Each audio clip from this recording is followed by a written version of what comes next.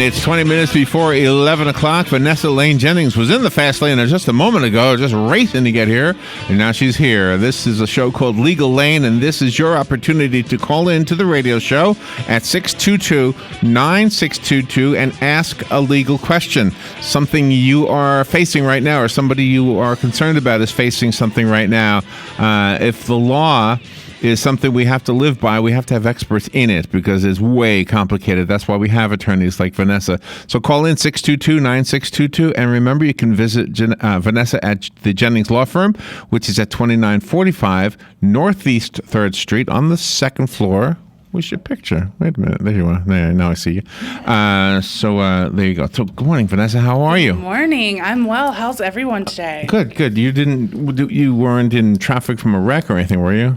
I don't know. I just think it's the holiday weekend. It's just everybody's out there. And people don't understand my desire to go the speed limit, maybe above the speed limit. Oh. Your desire to go the speed limit. Just the speed limit. Whatever I would have it been is. happy with it. I always go the speed limit, but nobody else does. Every car I've ever had has had a broken speedometer.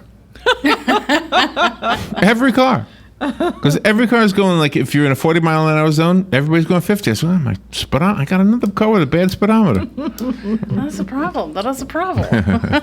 Did you see this story that the very first fatality in an autopilot car, in other words, it's a car that drives itself, Correct, was actually in Williston? I did not see that. Yeah. But that probably wouldn't surprise me. It was in May, and I guess we knew about the accident, but nobody ever told us it was one of those Tesla cars. Yeah, one of those auto-driven cars. That is very interesting. Was it a Tesla?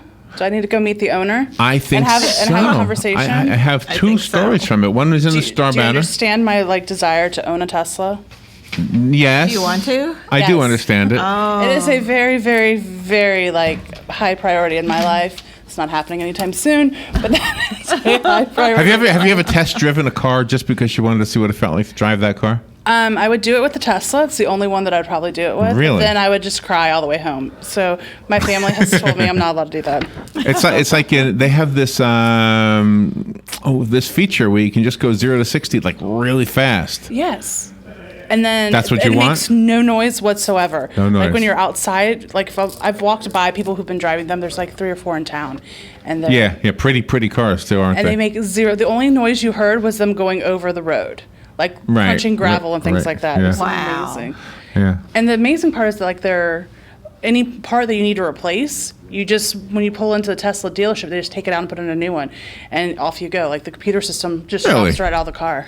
Like Yeah. race car drivers, they just Yeah, it's just put It's a on pit and you're stop. gone. I mean, it's probably a little bit longer than that, just because it's computers and you have to calibrate stuff. But Really? it's just amazing. So you know what that leads to as far as your show here right now? I want to ask you this. Okay. So how much do you need to know about technology and about mechanics in order to do your job? Because it could easily be mechanical failure or a technological glitch or something like that. That is what expert witnesses are for. Ah. So I need to know so much that it gets me, I have to understand the law and the facts and if there's any little quirks, but then that's where the expert witness steps in and they teach me what I don't know, because what I don't know will be about it's not about the law. It's going to be about the technical part, how it worked, why it failed, and why that failure hurt my client. Are expert witnesses paid? Most of the time, yes. And normally a hefty fee. A hefty fee? Really? Yeah. Really? Do you ever need radio hosts? I might. You never know. Yeah. Somebody could get hurt. Would you like to be on my expert witness list? Yes. I'll call you. Yes. What kind of question would people ask me?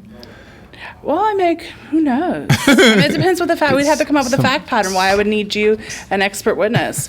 Maybe about doing the research before the show, and there wasn't due diligence. Oh my goodness! This is your fast thinking being displayed right now. Your ability to fast think and read. Look at you, you're multitasking. Yeah, Vanessa's really good. She's amazing. Are you looking for the word Tesla in the article? I found the word Tesla. Okay. So what was it, Tesla? It was Tesla. That's what I was doing. It was the first word in the article, so I didn't have to look far. That's funny. For the listeners, here's what I want you to know. Guess what you just heard? You just heard this relationship that we have with Vanessa that is so fun. But I understand that your legal problems are not fun, and please don't let the fact that we're having fun with Vanessa stop you, because she can turn it off like that. Right, there's my snapper. If you have a question, seriously, maybe you were in a car accident, and I think Kelly was late just a little while ago because she wasn't in one, thank goodness, but she was in the traffic caused by one. So It's crazy out there this weekend. So yes, if you have Really? any questions about that, give me a call on the show. AAA has a Tow to Go program all weekend long. I'm sure you've heard of it before. Did you know it started here in Ocala, though, in Marion County? I did not know that. Yeah, now it's nationwide, I think. AAA or Tow and Go? The Tow to Go program. Yeah. Okay. No, I Yeah. did not know that. Where if you've had too much to drink and you have no designated driver and you know, oh my gosh, I better not drive, you can call AAA and they'll send a tow truck and get you and your car and take you to a safe place. That's right. So you don't have to pay the expensive DUI costs. Exactly. DUIs are, even if you don't hire a lawyer, which you always should, but if you don't hire a lawyer, DUIs are super expensive. Yeah, but you lose your license too. So that would be your license motivator. gets suspended. There's mandatory court costs and fees. Then you have to take classes. Everything. You got to get special insurance because you got to get passenger insurance because you're no longer carried on other people's passenger policies. So there's a lot of side effects for DUIs. God. Side Really? consequences. So if somebody has a DUI and they ride in my car, Right. they're not covered by my insurance? Your insurance policy normally won't cover them. They have to carry SR. But how would I know? 44 or FR 22. I might have had those backwards. I mean, how would I know? Let's say my Well, that's not a distant relative. I don't want to name anybody. Well, that has nothing. Right. That's a them issue, not a Oh, you okay. issue at that point in time. That becomes their problem. Oh, my. So they need to know. You They can't know. ride in anybody's car. Well, you can. No, you can. But you have to get it as part of your because you're going through. If you have a DUI, you're going through the criminal process. Oh, okay. So it's part of the requirement. So Really? the person with the Yeah. DUI is the passenger, and then he's riding in my car, and I'm the driver, and there's an accident. My insurance and the person that hits me insurance, nothing's going to cover that It passenger. depends on what your policy is. I can't tell you because I don't know what your policy. But most policies have a loophole for it, and they require this extra protection. Oh, okay. So Interesting. and they don't ever call it passenger insurance, but at the end of the day, everyone just says you have to go get this insurance. And all the DUI seminar says basically what it is passenger insurance. And is it for the rest of your life? Is it it's 2 just- years? It's for the there's a durational period that you're going to be not having your license. Well- There's going to be a durational, and a lot of it depends on facts and circumstances. Because sometimes you can get hardship license, depends on who you are, what you do, and what you need your license for. And I don't know if anybody's going to forgive me for this, but I think they deserve it. I do. I think driving drunk is absolutely irresponsible. I agree that driving drunk is absolutely irresponsible. However, having a drink and driving is not irresponsible. But that's not illegal either, is it? That is not, but a lot of times people get in trouble for that fact that they had a drink, they walked out of a bar, and then they get pulled over. They don't pass field sobriety. Whether or not they decide to blow, that's a completely different topic. So let's say they didn't blow, they did. They refused to do Very field few times have I heard that sentence. That's something I don't hear every day. Clearly, you're not the Jennings law firm every day. That's a statement I say every single day. Okay. So they decide not to blow. Right. Isn't that against the law to decide not to blow? It is. You will automatically be arrested for that. So, and that's its own issue. But if you don't do the breathalyzer, legal terms, if you decide not to do that and you say, okay, I'm going to take the consequences of being arrested, you still don't have to do the field sobriety test. That is not required. Whenever they go to give you a field sobriety test, they normally ask. Yes, you're going to ask a question. Yes. Yeah, well, back up just a bit because I'll it back sounds like what you're saying is one drink. And what do you mean by a drink? A glass of wine? A beer? A drink. I don't know. So I mean, one what- drink can cause you to fail the sobriety test? No, what I'm saying is, okay, so they're going to smell alcohol. Okay, so when an officer pulls you over, let's start at the very, very beginning. Okay. As soon as they come in contact with you, they start looking through certain things. There's certain things that they want to look for. So if you look at them, they're going to be looking at your eye movements. What kind of eye movements are you making? They're going to be looking at things like, Do you have a smell of alcohol on you? Do you enunciate your words, or is there a slurring of your words? How is your coordination? Like when they ask you to, your driver's license and insurance, are you fumbling when you get it? They're looking for all these things once they pull you over. It's not just, they're just not just standing there waiting on you. They're actually observing you. So at that point in time, once they're doing all of their job, they make a determination. Am I gonna go further, or is this person okay to drive? If they want to investigate further, that's when they ask, would you please step out of the vehicle? Okay. They don't demand it, they don't command it, because it's actually something you submit to. It's like a search.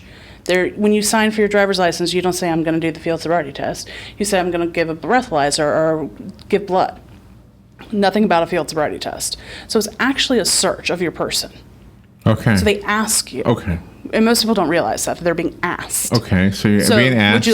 Would you please step out of the vehicle? Okay. And almost everyone thinks they have to, so they step out of the I vehicle. would, yeah. Mm-hmm. I would not. Oh, you would not? Oh. Are you recommending that we do not?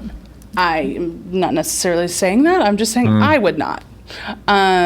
You've seen those videos where people hold up a sign, like a piece of paper on their window? And I'm not opposed to that at all. That's okay, huh? I am okay with that.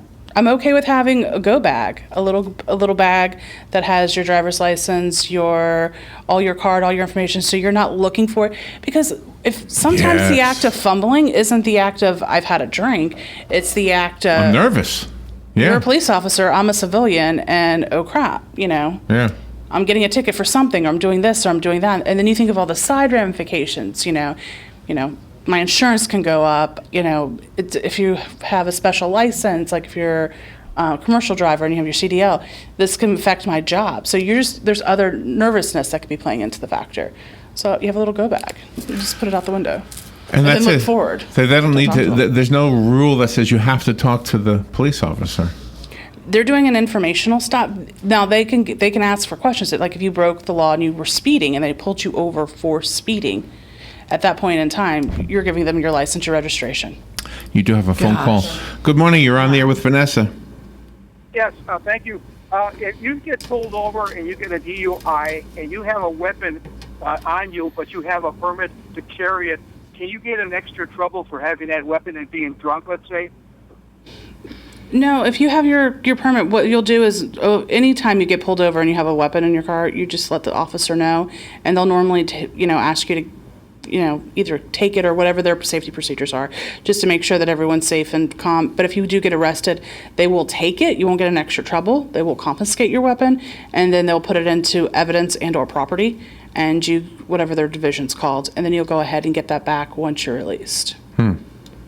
Okay, thank you. You're welcome. What is the confiscation of the vehicle itself when they Impound? Okay, they can take your vehicle if you're caught like with marijuana or something. Well, technically, if you're getting arrested for anything and your vehicle's on the side of the road, they would impound your vehicle. But do they keep it?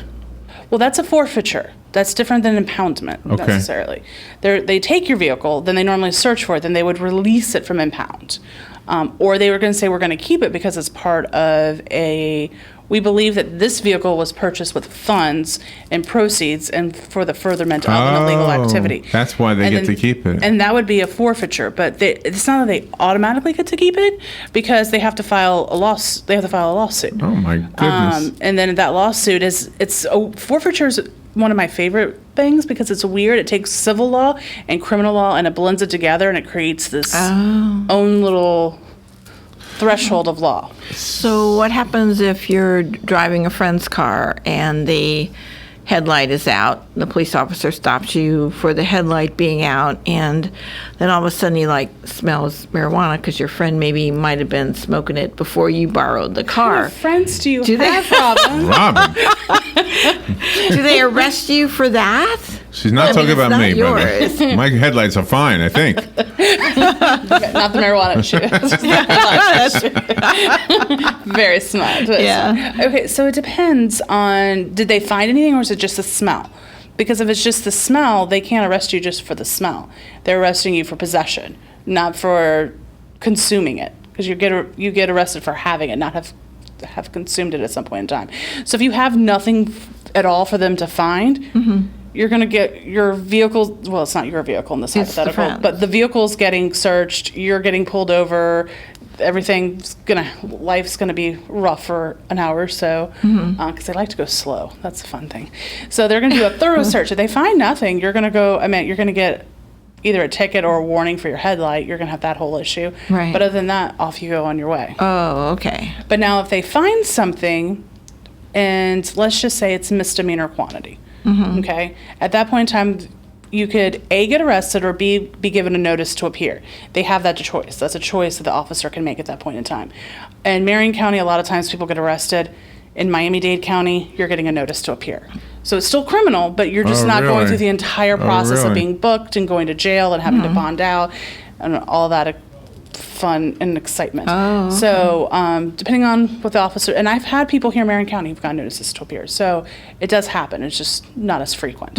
So at that point in time, you would then, if your friend would admit that it's theirs and it's misdemeanor quantity, they'll just sign an affidavit. This is mine. It was my car. Everything else, and she had no knowledge of it. It also gets into where it was in the car, and if it wasn't your car, did you actually know it was there? Were you in constructive possession of it? Were you not in constructive possession of it? So there's a whole lot of little legal questions. Gosh, you're a great lawyer. Are you allowed to So videotape? Like when a policeman stops you, are you allowed to put your phone on record video and capture it? Are you allowed to do that? Theoretically, yes. But why'd you roll your eyes? You don't recommend it?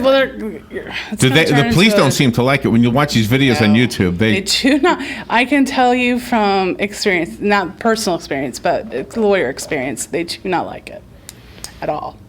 it's part of life. We have to live with that. But you're in the public domain. If you're outside in the public domain, you have no expectation of privacy. So the argument for being recorded is anyone could record you at any point in time. When you're walking from, let's say, the parking lot of the mall to Sears, at that point in time, anyone could record you. There could be a line of people recording you, like paparazzi. I mean, you could have But do I cross that line if I then publish that recording, like on YouTube? But what's the difference? And my argument as your attorney for doing that is, what's the difference between you putting that on YouTube and you go ahead and everyone's seeing you in the parking lot of the mall? Because you're in the public. Whether you're in the public there or you're the public here, you're outside. You have no expectation of privacy. Oh, wow. Marjorie Kinnan Rawlings is the author who used to live in Cross Creek, and she's Yes, the Yearling. Yes. buried not too far from here. And in that same cemetery, I was reading this in Dave Schlenker's article, although the article was a few years old. I was just reading it this morning. So there was another person in that same cemetery who filed a lawsuit against her at one point because she included that person in one of her stories, and that person felt she never gave permission to be in her story.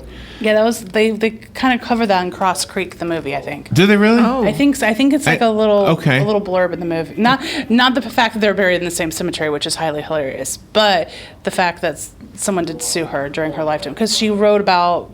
But that's got to be in those days the same thing as videotaping somebody today. Just you're including them in on something. But that's different because let's just take the facts and circumstances. She lived in a small little town, and things would happen like they would come to her property, or have conversations with her in her house.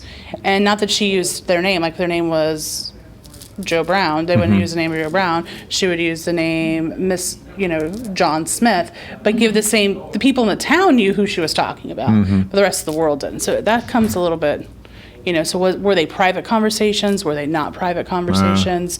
But if there are things that happened out and about in the community. So the expectation of privacy is key to this subject.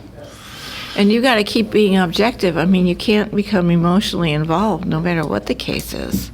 Well, you always have, no, you shouldn't become emotionally involved in your cases. There needs to be a wall. I mean, you need to have empathy for your clients. Right. And at times, even sympathy. But if I cry out of happiness because you won my case, can I hug you? Are you allowed to hug me back? Because it's you, yes. Otherwise, please exercise the 10-foot rule at all points in time. Oh, there's a 10-foot rule. Oh, my Fist gosh. bump. Fist bump. That's still violent. Oh, that's still violent. We'll do an arrow. No, I'm just joking. There's no such rule. Vanessa, we love having you in here. I'm glad you're okay. What is your contact information? It is area code 352-804-0092 for phone. Email is lane, Lane, @jenningslaw.net. Okay. And the address again? It is 2945 Northeast 3rd Street, Ocala, Florida 34470, and we are on the second floor. You are so classy. Some days. What's a gift shop on the first floor? No, on the first floor is just other offices. Oh, okay. I thought maybe you had If you some would like to rent, would you like to souvenirs. rent them out? I'm renting them out. Jennings Law Firm cups and T-shirts, T-shirts, and visors. Nope, that's all on the second floor. we have a gift shop. thank you. Have a great 4th of July. You too. Be you too. careful with those fireworks. We don't do fireworks. Okay. We're good. All right. There's fireworks every day. Oh, I could have asked you a question about that. All right, we'll be right back. Broadcasting from the Paddock Mall Studios, this is WOCA, Ocala, Gainesville, The Villages, 1370 AM, 96.3 FM, The Source. Fox News Radio, I'm Lillian Wu. There are reports that the Attorney General will speak on the ongoing probe into Hillary Clinton's handling of emails. This morning, unnamed Justice Department officials here in Washington are simply doing damage control, emphasizing to reporters that the Attorney General will abide by the findings of career prosecutors and FBI investigators. Fox's Catherine Herridge. More details out on the suicide bombers in the Turkish airport attack. Kyrgyzstan's foreign ministry saying 2 of them had Russian passports, and the deadliest